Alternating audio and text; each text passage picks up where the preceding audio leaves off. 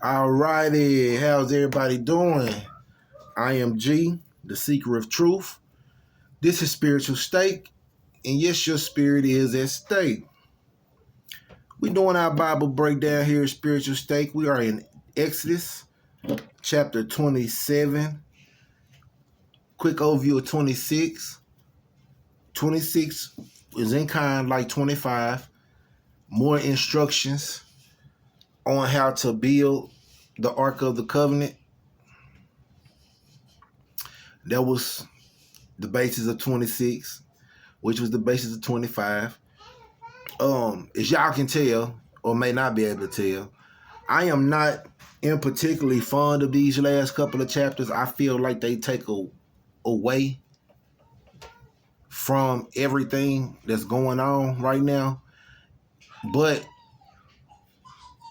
the thought occurred to me that there was a lesson in 25. There was a lesson in 26. There was a lesson. There's going to be a lesson in 27. But the lesson in 25 and 26, and I know I won my whole little rant, but, and don't get it twisted. I still have that same stance. I still have that same stance.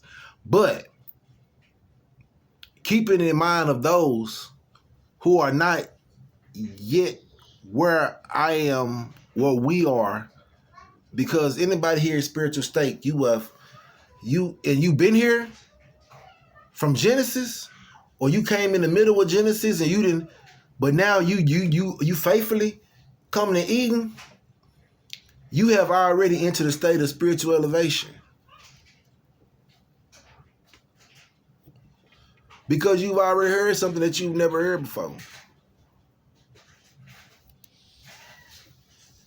And how I know that people come and people, I see the subscribers, I see them come, I see them go. I know why they come, I know why they go. And when they come back, we're going to be right here doing what we do. Eating, dissecting, sauteing, marinating, breaking this thing down like we do. But like I was finna say about 25 and 26, those lessons was, the lesson was obedience, right? Can you be blindly obedient in the construction of this Ark of the Covenant, in the details, the specific items needed? Now, in my bigger mind, I think to myself, this is servitude. This is, let me see if they gonna follow this word verbatim. And then that's still a form of obedience, right? But in the worst way. But anyway, I ain't gonna hold you up no longer. You gonna fire up, go ahead on and fire up. And y'all know how we do. With no further ado. 27. And thou shalt make an altar of shittim wood, 5 cubits long and 5 cubits broad. The altar shall be 4 square, and the height thereof shall be 3 cubits. And thou shalt make the horns of it upon the 4 corners thereof. His horns shall be of the same, and thou shalt overlay it with brass. And thou shalt make his pans to receive his ashes, and his shovels, and his basins, and his flesh hooks, and his fire pans, all the vessels thereof thou shalt make of brass. And thou shalt make for it a great network of brass, and upon the net shalt thou make 4 brazen rings in the 4 corners thereof. And thou shalt put it under the compass of the altar beneath that be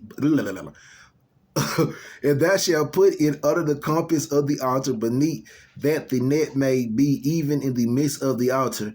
And thou shalt make staves for the altar, staves of shittim woods, and overlay them with brass. And the staves shall be put into the rings, and the staves shall be upon the two sides of the altar to bear it. Hollow with boards shalt thou make it, as it will shoot thee in the mount, so shall they make it. And thou shalt make the court of the tabernacle for the south side southward. There shall be hanging for the court of fine twined linen of 100 cubits long for one side, and the 20 pillars thereof, and the 20 sockets shall be of brass.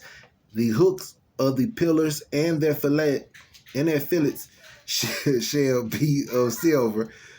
I often call it thing fillets. The fillets shall be of silver. And likewise for the north side in length there shall be hanging of 100 cubits long, and his 20 pillars and their 20 sockets of brass, the hooks of the pillars and their fillets of silver. And for the breadth of the court on the west side shall be hanging of the 50 cubits, their pillars 10, and their sockets 10. And the breadth of the court on the east side eastward shall be 50 cubits. The hanging of one side of the gate shall be 15 cubits, their pillars 3, and their sockets 3. And on the other side shall be hanging 15 cubits, their pillars 3, and their sockets 3. And for the gate of the court shall be an hanging of 20 cubits of blue and purple and scarlet and fine twined linen, wrought with needlework, and their pillars shall be 4, and their sockets 4.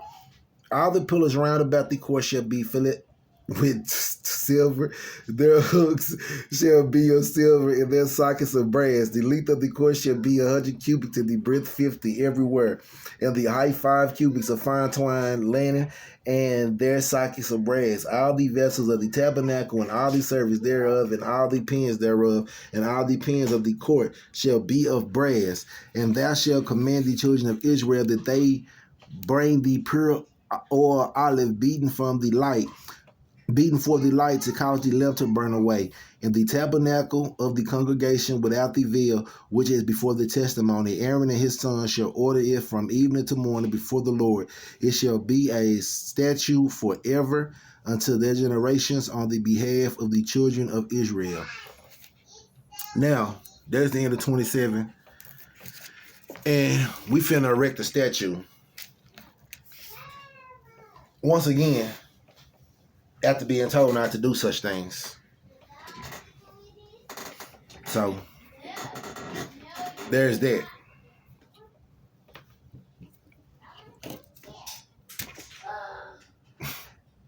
And here go my question. Now, for the last 3 chapters, we were talking about the construction of the Ark of the Covenant and all its details. But who remember the first plague? Who remember the Passover? The plague of the Passover?